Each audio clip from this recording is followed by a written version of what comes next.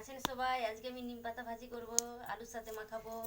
আমি কতগুলো নিম পাতা নিয়ে নিচ্ছি। এগুলোকে এইভাবে একটু কেটে নিতে হবে ছোটো ছোটো করে। আমি ভাজা করতে লেগে যাব। ধুয়ে নিয়েছি ভালো করে।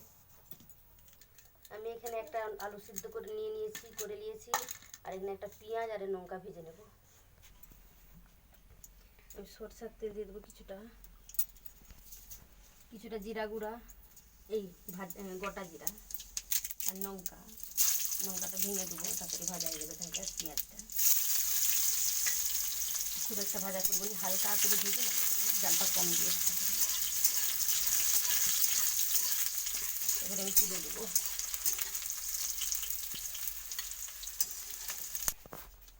আমি এই নিম পাতাগুলো দিয়ে দেবো, ভাজা করে দেবো। ভালো করে ভাজা করতে হবে তারপরে।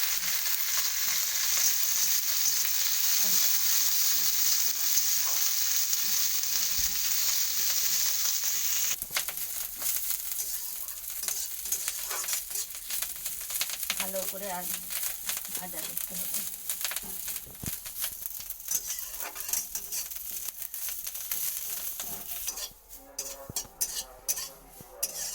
এখানে আমার নিম পাতাটা ভাজা হয়ে গেছে, এবারে আমি তুলে নেবো একটা প্লেটে।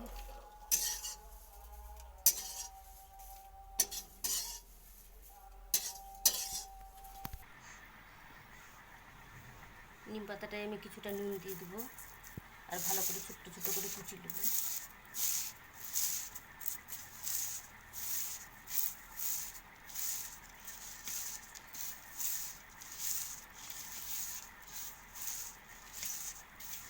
ঠিক এরকম ছোট্ট ছোট করে কুচি নিতে হবে।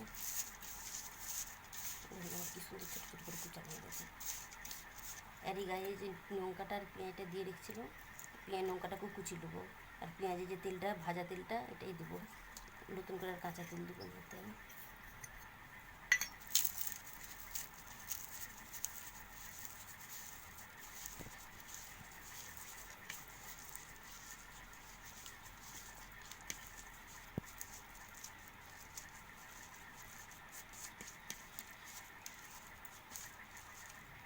যেখানে আলুটা ছিল আলুটা দিয়ে দেবো সব।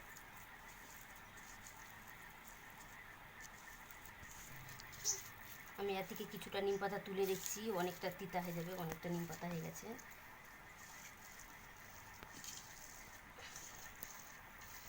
আমি কিছুটা লবণ দিয়ে দেবো।